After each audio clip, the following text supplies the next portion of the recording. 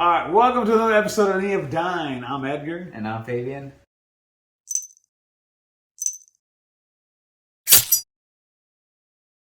And today we are going back to a little bit of the, what can we say, crime or conspiracy. It's kind of mixed together. Okay. You know, this is let me just put it here, disclaimer. What I'm about to tell you guys, we are not, this is not true facts. This is just word of mouth, just like a story. You know, you grow up with your parents, your grandparents. Okay. And as you're growing up, this is what you've heard. What I've heard, exactly. So like I said, it's just the word of mouth. Around town. Word around town, yeah. Okay. So, our mom has arthritis, which is pretty much what is arthritis? Like a bone disease or like so pretty much arthritis. From what I've heard, it's like you feel like being hit by a hammer, like on your elbows or your joints. So I'm like, I've never been hit like that, but where you fall and hit your kneecap on the cement. Yeah, that hurts. It's fucked. Well, anyway, so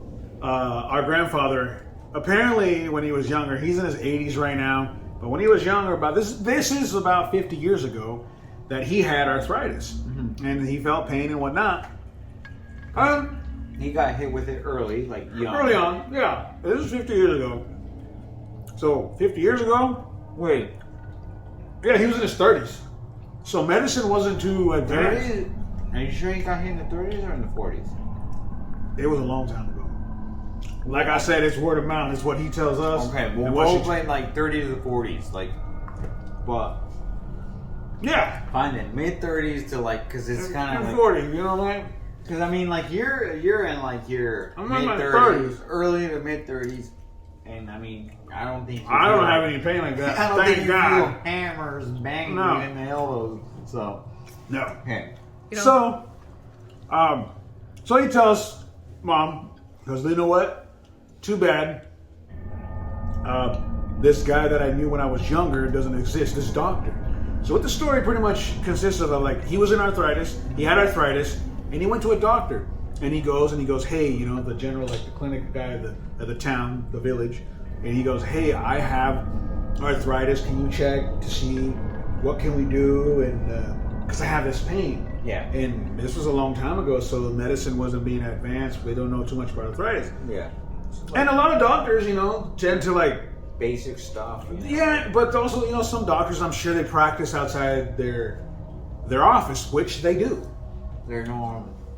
So when they do that, it's like, okay, they're doctors. So I'm sure they're trying to experiment, trying to see what home remedies you can help others with that don't have a lot of money or lower resources. You know what I mean? Because everybody needs help. Well, I mean, and it's like with everything. Everybody wants to be like, let me just step out of the box. Yeah. See what we can do. Yeah, like how we can help. If I can maybe switch the dosage or do a dash of this, dash of that. So this doctor, he goes, because he knew he was working on some stuff in his home office. Okay.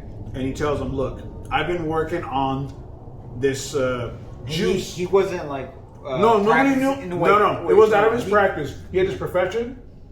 And at home, his medical practice wasn't at his house. Right? No. He had his medical. He had a regular office. I was just double checking because I'm like you said, it was like back in the day, so just making sure. Because I mean, I know back in the day, most people would be like, oh hey, yeah, just come over. Yeah. You know, so okay. He actually was a town doctor, and at his home, he was doing some other kind of medicine. So at a home, he'd probably take care of people that couldn't go to the office. So he noticed that there was a lot of this arthritis coming around town. So he started working, and he made these juices that had extra. They had these vitamins, these minerals, this stuff to help people. And he tells like a juicer. It's a juice, you know, that gives you those minerals and whatnot. So he tells Grampa, he goes, look, I'm gonna give you this juice. It's gonna be a treatment. You're gonna do this for 2 weeks, but you gotta follow it to the T. Okay. You can't use a certain diet you had to do. So he was like, you know, whatever. Everything has to be on point. Yeah. So he goes, whatever you say, I'll do. So he gave him this tea, the first dosage, the first 2 weeks, and he followed it. He didn't break the diet. He was noticing. So he was taking the juices in the morning, one in the morning, one in the afternoon. And then he started feeling really well. He's like, okay, I feel less pain. So he's like, okay, cool. So then 2 weeks later, remember this every 2 weeks? 2 weeks later, he goes back to the doctor. Okay. And he noticed that when he got to the office, that the doctor was acting a little nervous, little on edge, you know? He wasn't, when he went back to the doctor, when he Gramps was noticing that the doctor was being suspicious. That he wasn't his own self. Because remember, he's been going to the doctor for 2 weeks. Okay. And he goes, hey, this guy, like, or he asked him pretty much, are you okay? And he goes, yeah, I'm okay, but more on like a hurry, kind of like, didn't really want to get into depth of But that wasn't the, like, sidetrack. So, like, that wasn't, so, like, I know, like, the first time he went, like, hey, man, I'm feeling these pains, and the guy says, hey, take these juices. That wasn't his second consultation. That was like That was the first time he met him, okay. But he knew them because people would talk about the doctor in the town. Remember, Grandpa knew everybody in town. Right. And he was the town doctor, so people knew how he was. Right. So they knew him. So, no, what I'm trying to get at is, like, when the time that he went to see him and he was kind of, like, nervous, that wasn't...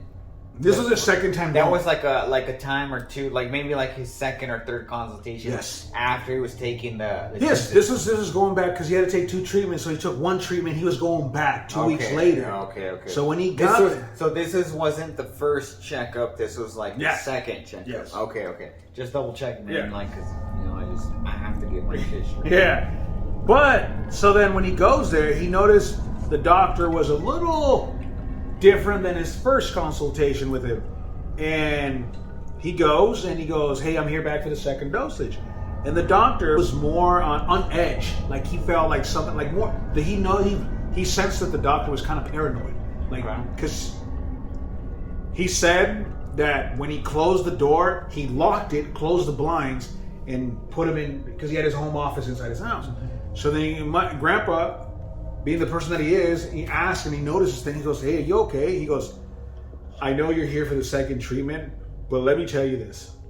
This is going to be the last time you get this treatment from me. You're done with the treatment. There was just 2 doses of the treatment. And he goes, why? He goes, let me tell you that what I'm working on, people, very important people, especially the government, this is the Mexican government, do not want people to know of the medicine or the cure for arthritis, because I mean, this was something that was coming up, and pharmaceutical companies and people back in the day, people that were starting to make money off of doctors and medicine, they're like, hey, they want that on the hush hush on low, because how are they going to make their money? Right. You know, they sell their prescription, their pills.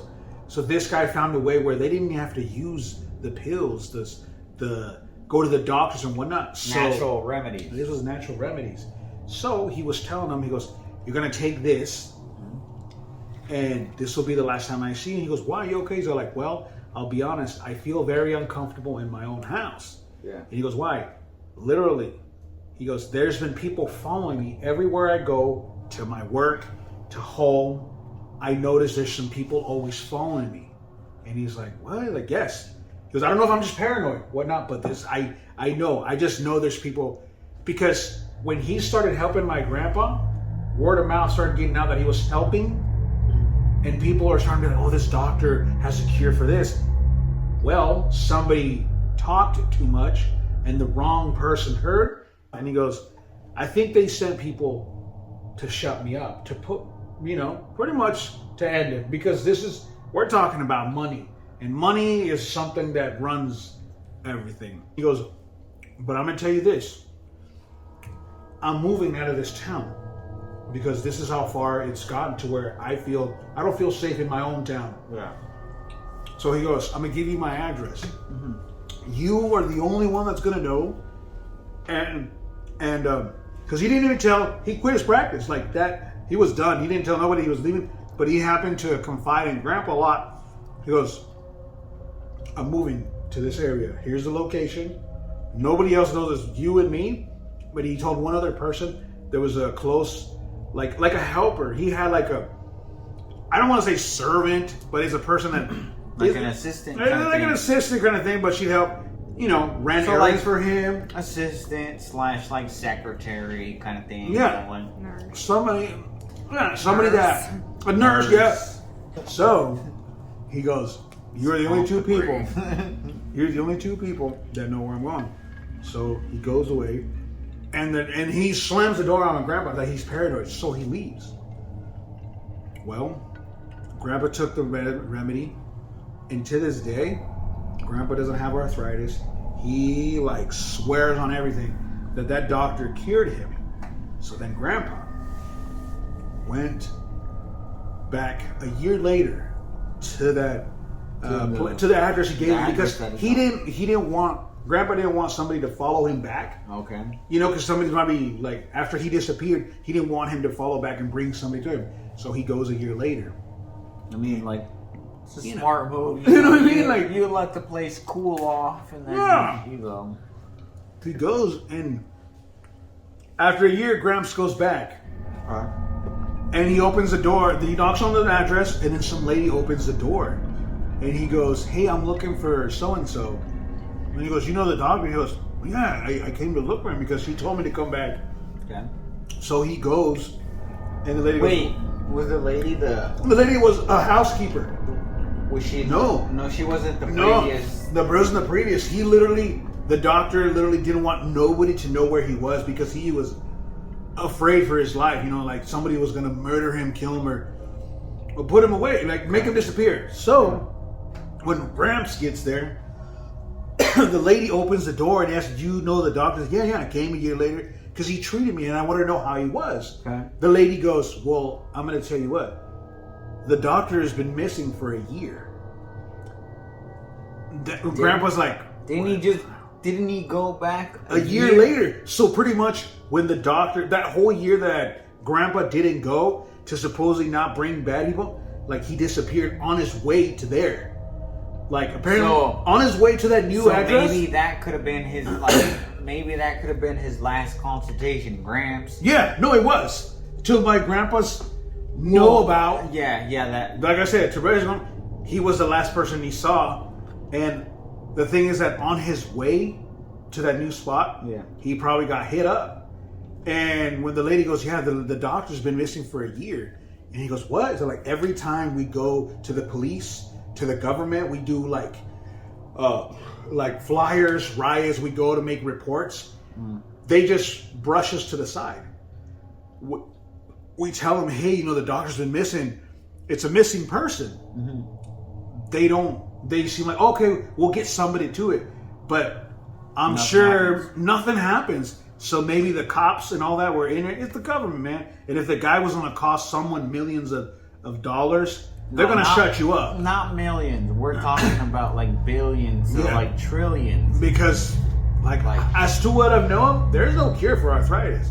But if Grandpa, technically, and I'm gonna tell you this, that to me, like I don't want to believe it that the government can go that far, but I mean they can. Like if you're gonna ruin somebody for like, dude, money, I mean, arthritis. Imagine. Just think of it like this.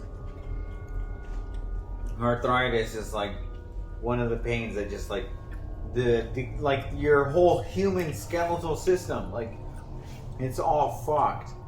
So like imagine not being able to cure that. It's almost like you're just gonna die.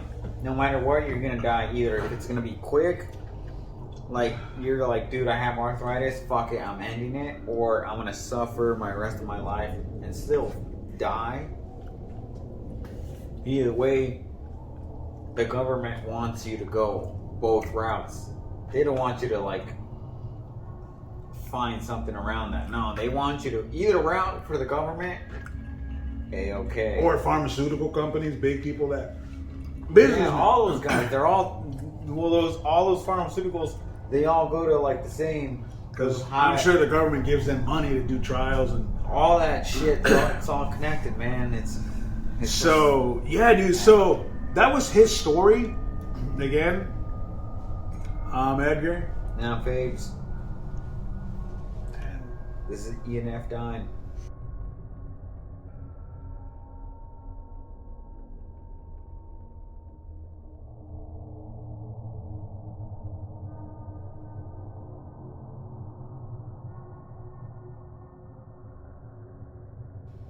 I forgot to press record. Well, that would have sucked. Just kidding. I was like,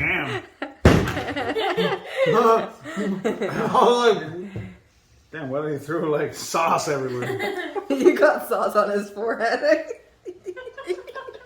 It was spit.